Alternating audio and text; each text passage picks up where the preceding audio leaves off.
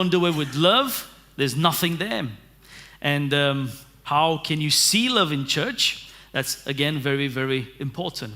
And obviously, I was inspired by the last verse of chapter 13, which clearly said that in the end, there's three. Faith, hope, and love will remain. But the greatest of all this is love. So obviously we have to ask ourselves, why is love the greatest? Why Paul is ending up with this conclusion, which is wonderful, that love will surpass everything, will be the greatest. And why is that? And I think in his passage he's trying to tell us. So let's listen to the passage from verse 1 to verse 13. If I speak with the languages of men and angels, but don't have love, I have become something brass or a clanging cymbal. If I have the gift of prophecy and know all mysteries and all knowledge, and if I have all faith so as to remove mountains, but don't have love, I am nothing. If I give out all my goods to feed the poor, if I give my body to be burned, but don't have love, it profits me nothing. Love is patient and is kind. Love doesn't envy. Love doesn't brag. Love is not proud. Doesn't behave itself inappropriately. Doesn't seek its own way. Is not provoked. Takes no account of evil. Doesn't rejoice in unrighteousness, but rejoices with the truth. Bears all things, believes all things, hopes all things, endures all things. Love never fails. But where there are prophecies, they will be done away with. Where there are various languages, they will cease. Where there is knowledge, it will be done away with. For now, for we know in part, and we prophesy in part. But when that which is complete has come, then that which is partial will be done away with. When I was a child, I spoke as a child. I felt as a child, I thought as a child. Now that I have become a man, I have put away childish things. For now we see in a mirror dimly, but then face to face. Now I know in part, but then I will know fully, even as I was also fully known. But now faith, hope, and love remain. These three, but the greatest of these three is love. Amen. It's a wonderful Bible passage, and it's written in a book that Paul doesn't do a lot of theology in this letter to the church in Corinth. It doesn't teach them as much as it doesn't have the same teaching framework or content as the book of Romans, for example, the letter that Paul sent to the church in Rome. And he was so eager to go and visit them. But the book in Corinth is more about the issues, the problems that are in the church and how they should deal with them in the church. So Paul tells them, you have a lot of problems, but I think I know your solution. And to be honest, if you go to a doctor and he says, well, you have high blood pressure, you have, your liver is failing, your kidney is not working, your lungs are full of something else. But if you take this tiny little pill just once, you get everything resolved. You get everything fixed. Don't you want to like to have a doctor like that? When you go to GP, it will say to you, you're in such a bad shape. But we have this little tiny thing. Just take it. Everything will go away. This is Paul's attitude when he writes this to the church in Corinth. You have so many issues. There are so many people doing so many things wrongly in the church, or they act as a Christian in a way they shouldn't. And Paul says, I know what the solution is. And I hope you like it. And the solution is that you don't know how to live or to act, conduct yourself in church with love. Oh, this is what we're missing, Paul. And I don't think they were ready for this. And I hope you're ready for this in this morning. Okay? There's a few interesting things about love. And obviously some of them, I just want to remind you that you may know them. In Greek language, you have many words for love. It's a shame that today in our modern languages, we don't translate them or we don't have more just one word for love, because it confuses people, right? It's hard sometimes to communicate or to say that you love someone, because they may understand it wrongly, or obviously they look weird to you. I never told my colleague, for example, at work that I love him, which I do, to be honest. But I never told him that. I can, to be honest, even this morning, I cannot come to you after the service and I say, do you know what? I love you. I don't want you to, be scared away. Well, what this guy wants, What do you mean you love me? We barely know each other, so what's that about? But if you're a Greek person, you can say that. You can go up to people and tell them what do you feel about them, and they will understand, because you will use different words, and that will be okay. Two guys, if they become best friends, or two women, they can tell each other, we love you. And today will not be a problem if you use the right word in Greek. But in our language, in English, even in my language, we didn't do too much of a job to translate this. So here are some of the love words from Greek that we have. One of them, the first one, obviously, is eros, which is a physical love. It's a type of love that involves passion, lust, and sometimes, or romance. That's 14th of February, right? Valentine's Day. Eros. And then you have another kind of word, which is storge, which is it's for the family love, It's a natural love in the family members, between the family members in a household. And I can, tell this word to my daughters, even to my wife, obviously, because I love them in that way. They are my family. And if someone would tell you that word, you know that you are part of the family. There's another word called pragma, where we have the word pragmatic, which is a practical love. It's a friendship love that, there's no physical involvement there. Phileo, obviously, is another love. The philia, it's affectionate love.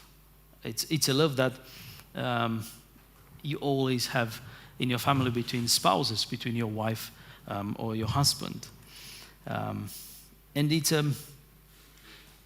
Plato was the one that wrote a lot about it on this, and he really liked it. He really liked this world. That's from him we have the word platonic, platonic love.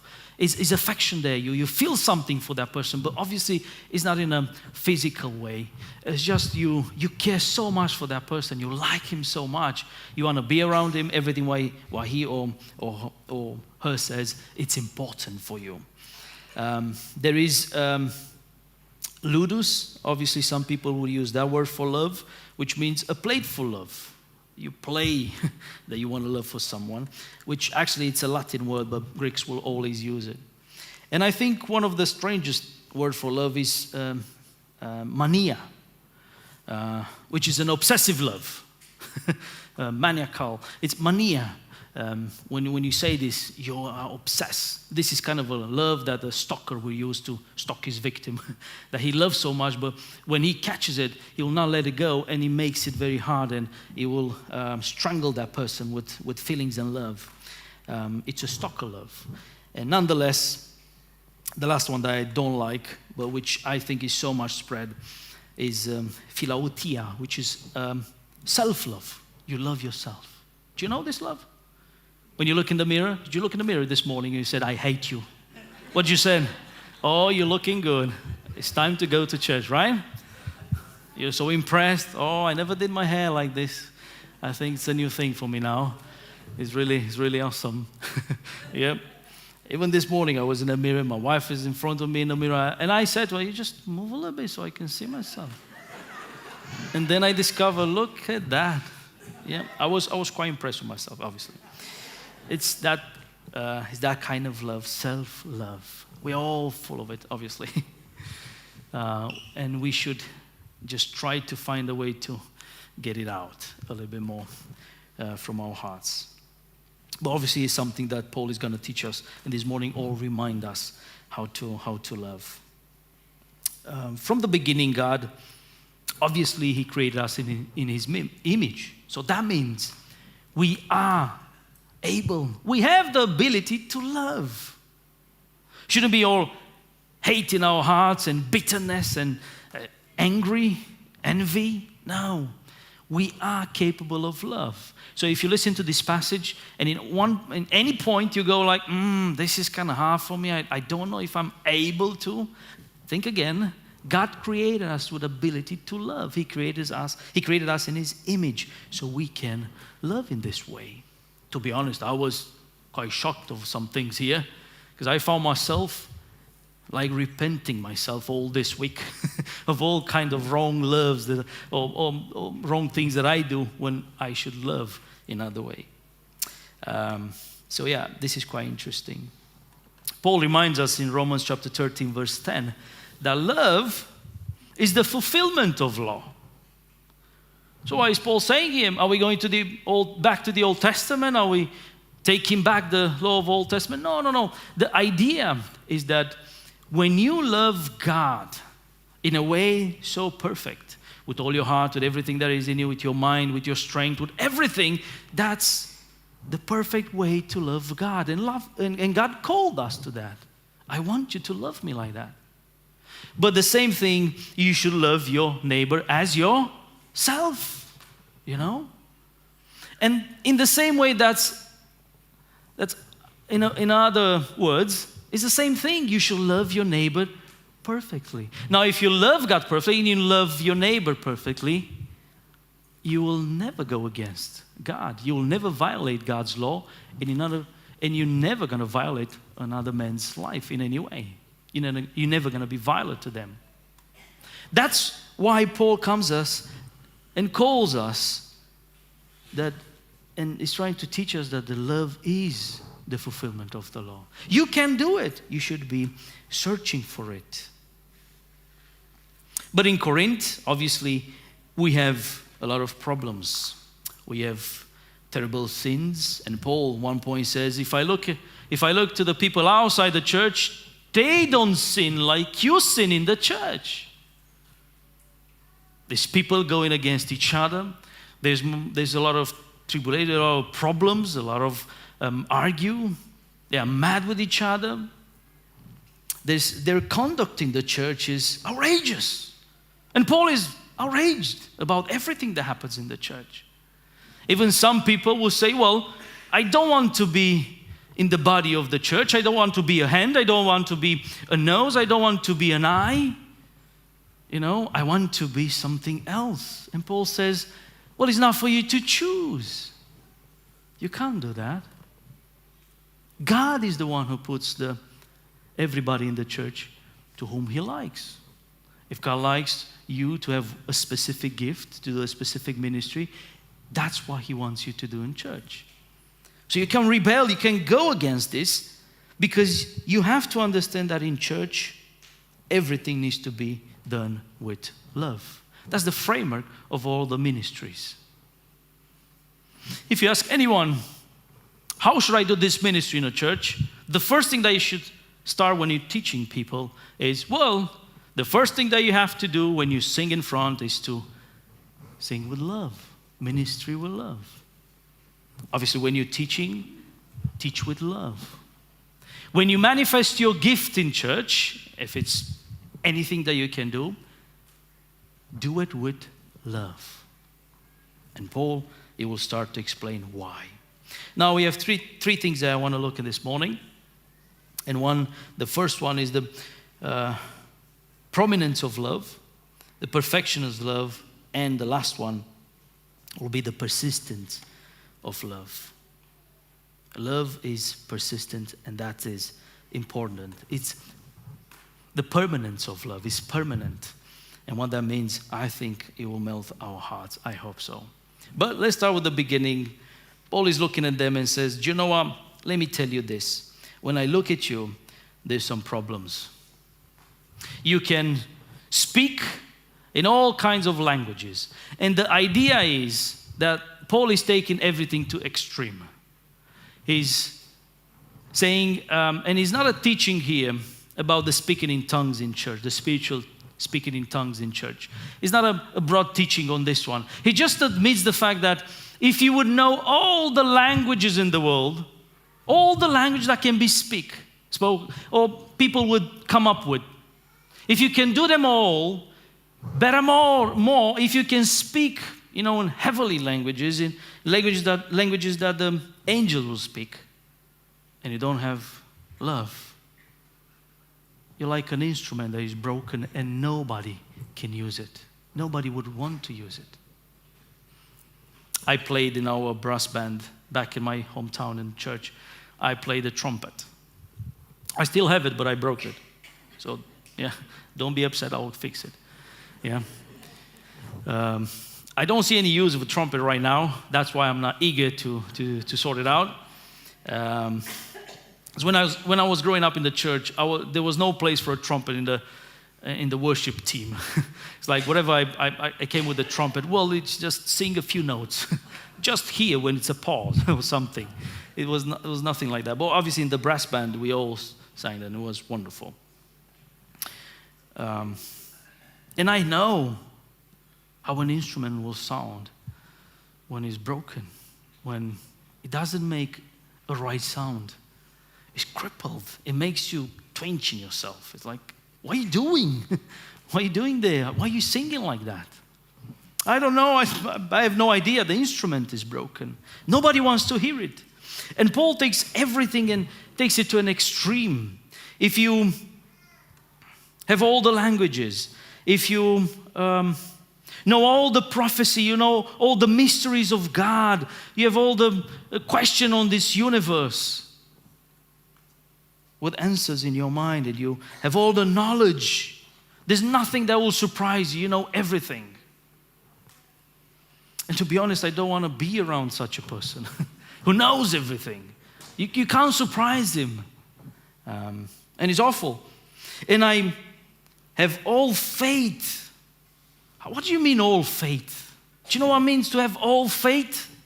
So, what, to remove mountains? Jesus says that for you to remove a mountain, you don't need all faith. You need just a little ounce of faith. And it'll go away. Or you can move it wherever. But even if you have all the faith in the world and you don't have love, it profits me nothing. If I don't have love, I am nothing. If I give everything what I have, again here the image is that you would have so much money that you can give them away, or in a way, if you take everything that you have and you sell it away and you take all that money, there will be so much money that you can give people on this planet one by one a good sum of money to make them rich. It's taking everything that you have, dividing them so it can, fill everyone with money. You can give away to everyone. And you probably, you will still have plenty. That's the idea of Paul here. He's taken everything to extreme so people would understand. Even if you would do all the things that you can do on this earth, but if you don't have love, it doesn't profit to anyone. It's nothing. And this is the chorus of the first three verses. It's nothing. It's nothing. It doesn't profit. It's nothing. You can give your body to be burned. And here he's talking about sacrifice. You can can even do the biggest sacrifice that you can do in this world for someone is to give yourself to be burned alive. Which I think some people from other countries like Middle East kind of inspired about this, to be honest. To burn yourself for something. Why they went for this, to be honest? Because it's the ultimate way of sacrificing yourself. To burn yourself in public for something that you believe in. Something that's dear to you is important. That's the ultimate sacrifice. And even if you would do that for God, or for your church, or for something that you believe in, but you don't do it in love, there's nothing, is zero. So this is why we learn here a few things about this attitude. And Paul says, but if you do them without love, they are with no value. Do you know what that means? There's no value in what you do. Nobody will be interested. There's no value. You're worth nothing. But if you do them without love, it's like they are dead things. Faith without deeds is dead. So ministry without love is death. There's nothing there. This is why Paul wants them to understand this very clearly. There's no life in what you do if you don't put love in it. There's no value. Your ministry is not producing anything valuable and is bringing death in the life of the congregation. And look at how we took the ministry and we regulated with so many rules that it's so hard to people nowadays to associate them with the church or with a meeting or with people in a church. So they go away, finding another church that really can welcome them in their service, in their ministry. I think this is the way Jesus ends up at the door knocking. Can you please let me in? I want to be in your service. No, we have rules and regulations here. You can't just come in as you want. Which Paul comes again in the end and says, there is a need, and obviously in the church, for order. But when you put too much emphasis on the rules and you forget about the love, you may lose a lot of people. I'm going to try to do an example here, a little bit of this. I think this is off, right? So we got two microphones here, right? Now, for this to work, this goes like this. If I would, I have to cut my microphone, obviously. So I'm going to use this one. Right, this microphone, if you believe it or not, is infused with love, right? But this one doesn't have a drop of love. Now let me ask you, which one do you like? Which one do you think is best to use? I think it's this one, right? Now, when someone comes and ministers in the church, and if you're full of love, things are working. This is how I know people in church doesn't understand ministry with love. When there's problems, and there's problems every week, in every circumstances, at the prayer group, at the worship team, I don't know, in the church meeting of the leaders, there's always problems and problems and problems. Now, it's good to have some kind of problems, but not all the time, not everything. And I know for sure that people need to remind themselves that ministry needs to be done in love in the church. Otherwise, it's not going to work. Right?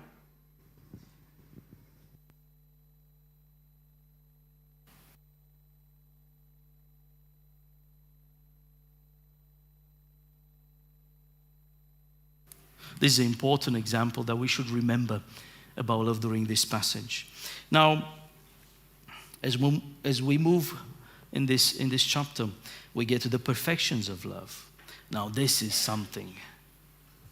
They're all wonderful exposed, and Paul it has a wonderful mind explaining us from God, guided by the Holy Spirit, what love really is. How should you put love in action in church? And do you notice there that I use the word very important, action? Although sometimes we think love is an attribute or it can be described through adjectives, through attributes. No, in this passage, as other scholars pointed out, is actually described through verbs, which means love is best shown in action. When you say, I love you, and you don't do anything that you say, it means you don't love that person. When you say, I'm ministering with love, but you don't show love in the ministry, it means you didn't understand. Love needs to be expressed in action. That's why it's so weird, because we chose a lot of time the words that, express idealistic things. I love you through the moon and back. What's that about? I love you so much that I can go to the moon for you. I can reach out in this universe and I can bring all the stars that you like. Well, what kind of love is that? Obviously you can't do it. So you should, if you're a person who someone tells you that, you should ask him, that's not real love, to be honest. No, I love you so much. No, that's not real love. Dean Martin has a wonderful song about love, if you remember. When you look to the moon like a big pizza pie, that's amore, that's love. Really? That's love? I don't think so. You're just hungry, to be honest. That's everything that I feel about it, but nothing else. I often got myself in trouble in my household when my wife asked me about this. Are you sure you love me? Are you sure you love us? Because sometimes when I look at what you do, I can question myself. Oh, no doubt, please don't doubt on my love. But if you don't put it in action, you might be doing something else. So let's see what Paul says. I'm hoping I can finish this. Just pray for me. Be loving, right? Love is patient. What does Paul try to teach us about this love here? And in here, Paul tries to remind us that this is the maximum patience that you can give to someone. Is that point before you break into burst and anger. But you take that point and you move it a little bit more further. Love is patient. That kind of patience. That there's nothing in this world that you can't, be patient about. And I don't know who can love like that. Have you noticed that if you can do all the things in the ministry, the same way love can do all the other things, so it can help you to be a victorious person, a victorious Christian in this area. It's this word here used by Paul. It's a word specific for people. We can do this. We can be patient, and not. This person is a person that never explodes, retaliates. It's a person that never bursts into anger or seek vengeance. It's a person that never retaliates. You can go on and on with this. Has a long temper. You have a patience with the people that have done wrong to you. You can tolerate what comes towards you. This is the kind of love that Paul talks in here. It's not a weakness, but it's a wonderful manifestation of love in your life. Now let me ask you this. When you get married, your partner tells you, do you know what?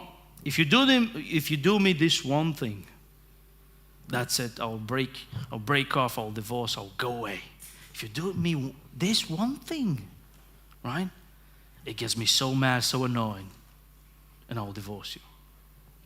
But if someone that loves you, becomes your husband, your wife, comes to you and says, do you know what?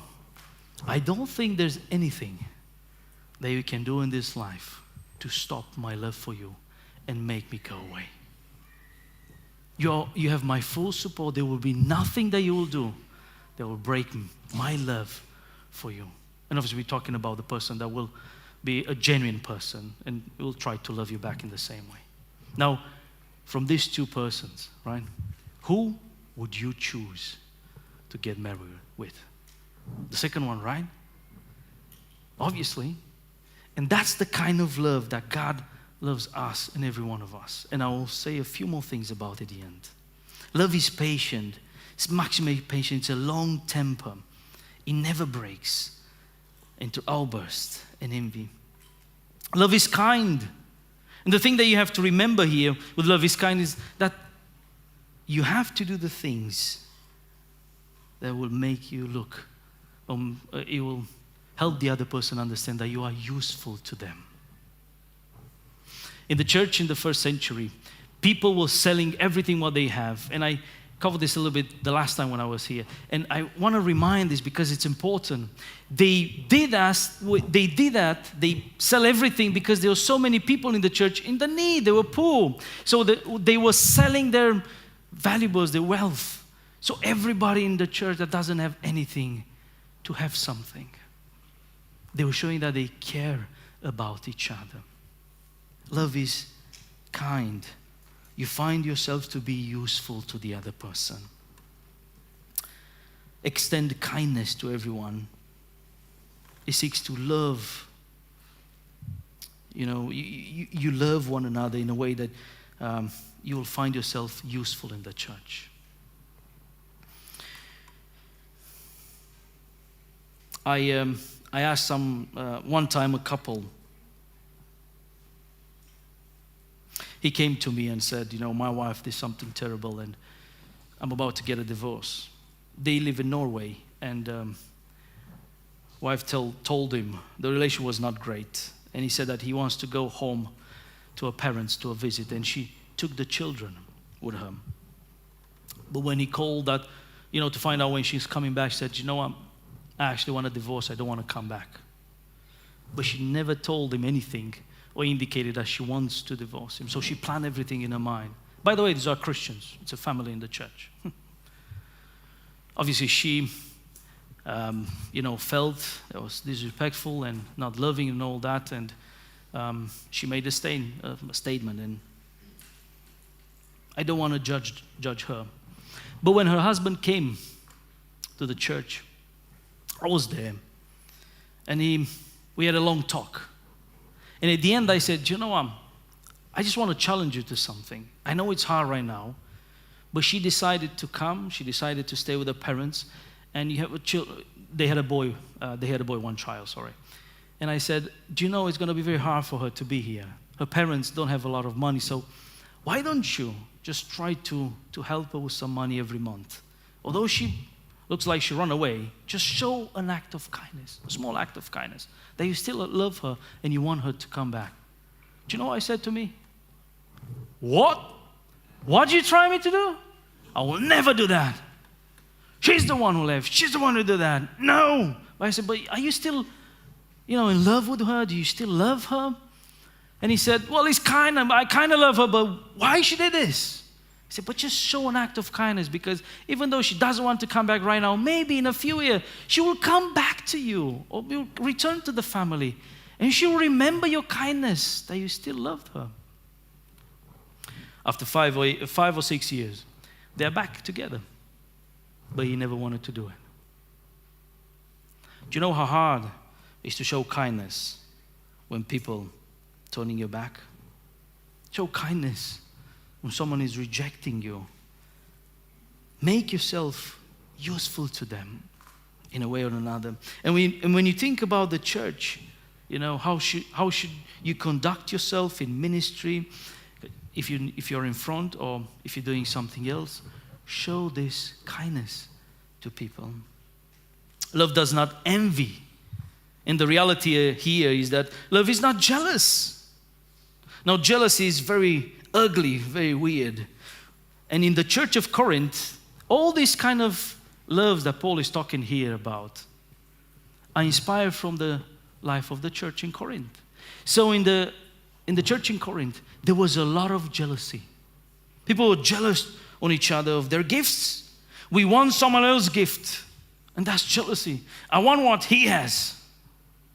And you know what happens sometimes? When you get what he has, you want him to not have that gift anymore. He shouldn't do it anymore because you want it.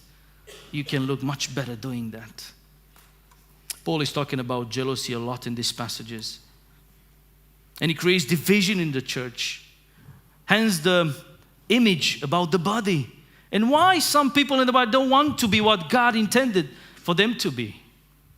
More than that, Paul is talking even in Philippians chapter 1, verse 14 to 18, about some preachers in the churches preaching from jealousy. Jealousy of whom? Of him. And Paul says, you're jealous of me? Well, my gifts, my preaching? And he says, you know what? I don't care if you're jealous of me. And he goes on in the last verse saying, do you know what? Verse 18, I rejoice. Why?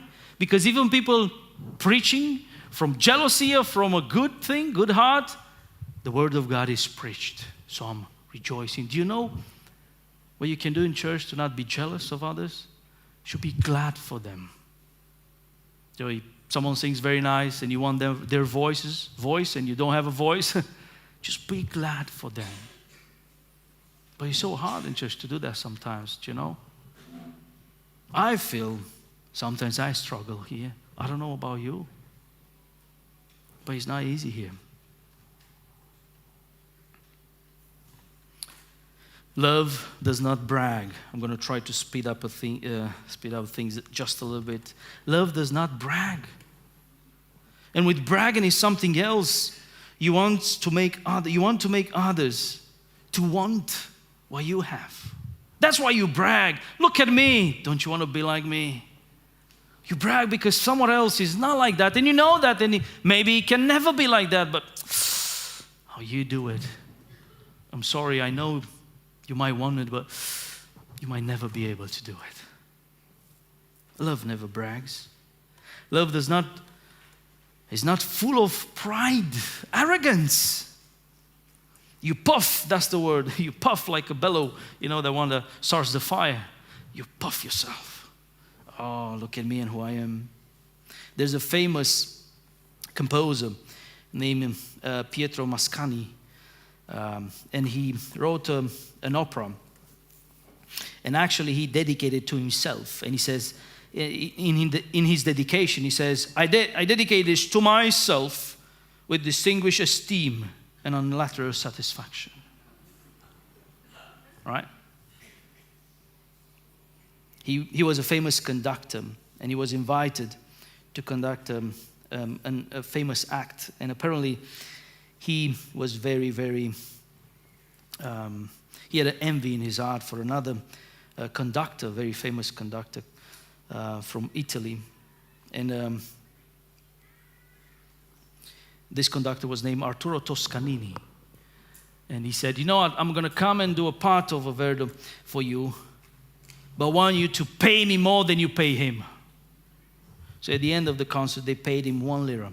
Do you know why? Because the other one didn't take any money. He did it for nothing. It's like, no problem. You want to be a show-off? We're going to teach you a lesson. There's a wonderful piece called Cavalleria Rusticana. You can search it. It's wonderful. He wrote that. He composed that. He was a very brilliant and he had a genius mind, but he was very full of pride. If you go on, love does not behave itself inappropriately. It's not rude. That's the word here. And to be honest, Paul is using the same word to describe this kind of act of the love that is not in Romans chapter 1 verse 27 when he talks about men sleeping with other men. They are doing inappropriate things. Love is not rude like that. Love is different. It will never put you in a moment or a situation that you embarrass yourself. Love does not seek its own way. Love builds others, adds value to other people with everything that they are. You might know to do things better than others, but if you can help someone to be better, you will put yourself in the passenger seat. Love is not provoked. Again, like my example, there's nothing that you can make me burst into flames and shout at you, I'll always treat you with kindness. Love takes no account of evil. Oh, this is one that I struggle sometimes. I don't know about you. This word here, it's a word from an accountant that knows how to keep count on stuff. And you know everyone in the church did you wrong and why they did it. And you drag this and you remind this to yourself on and you don't let it go. Love takes no account of evil. He's not writing every day the transgression of all the people in the church. The pastor told me that. I'll remember this. Oh, that sister told me, I'll remember this. And you keep this into your mind and you find the right moment to come back and say, gotcha. Do you know what he did for me? I'll tell you this. And you keep that in accounting. Love does not rejoice in unrighteousness. You take no pleasure in others people's sins and transgressions and mistake. You don't do that. And I think gossip has a lot of things to do here with this issue. Doesn't rejoice in unrighteousness. You know, people tell stories about others people's sin like they would like to lift them. Do you know what he did? Take no pleasure in unrighteousness, but rejoice with truth. Love is honest. That kind of honest that doesn't get you in trouble, right?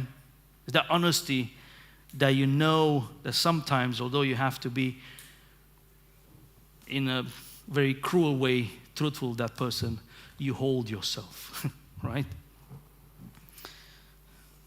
And for all the lovers that celebrated 14, if you're asked if someone else is prettier, you say no. And you don't wait and you don't pause, you say no, right? And with these questions, there's other kinds of questions. After 40, 20, 30 years of marriage, if you ask if a piece of clothing still looks the best, it still looks the best. That's the right answer. Don't get it confused with that one because you get in trouble. Love bear all things, right? And that means it can cover the ugliness. If you know someone can get in trouble or look bad of something that you cover that one. If he's truthful and honest and he wants to repent, you cover that thing. Not to lie or to make it go, no, but if it will deprive people and it will make people to look bad, you will try to keep their indemnity. Love believes all things, hopes all things, and endures all things. Love believes all things means love is never suspicious, constantly suspicious. Oh, why you did that? Oh, I know why you did that. You wanted to do me wrong. Remember Job with his friends? They all suspect him of something. Come on, tell us, you did a sin. No, I have done any. Love hopes all things. You will never give up. You will never give up on that person if you love them, no matter what. And endures all things. In sickness and in health, in good and bad, rich or poor. Now this is a controversy today, right? You will overcome them all. This is the kind of love that we are called to show in the ministry. And I'm just praying that God will help us, because you have to acknowledge this is like a command to us in the ministry. Love each other like this. Please agree that you have the capacity in your life from God to do it. And more than ever, please understand that this is not an ideal living in the church, but this is how we should take it as a norm in the ministry. And let the Holy Spirit work in your life. Closing this, the permanence of love, the persistence of love is that love never fails. And it means it will never collapse in decay. It's like the petals of a flower. They will never go away. Love will always remain. And Paul says, knowledge is going to go away. And the prophecies will going to go away. And the tongues will go away. And the word is here, will cease to exist by themselves. Knowledge will stop. Prophecy will stop. But love will go on and on. And he closes with the idea that Now remain three: hope, faith, and love, but the greatest is love. Why? Because you know what? Faith is not going to help you in heaven because you will see God face to face. Hope will not work in heaven because the promises will be delivered, all of them. And the only thing that's left in heaven is no faith, no hope. It's just the love of God. 1 John chapter 4. God is love. In the end, love will prevail. I want to mention you something I think is important. In all this universe, God created the human beings. He created us. And I think one of the arguments is that God wanted it to show the whole universe the real, maybe 100%, I don't know, but the real side of love and how big can He love someone, how much He can love. Maybe all the other beings in heaven, they would understand what God is saying when He says He loves someone. But because His love, He wanted to show them that He can create human beings, a creature, that even though it will rebel against Him, that will be the moment, that's the circumstances to show the real love that God has. That He came on this earth, sent His only begotten Son. And He obeyed the Father 100%. So the sacrifice on the cross, the atonement, could be 100% real. So He can forgive us and show us His love.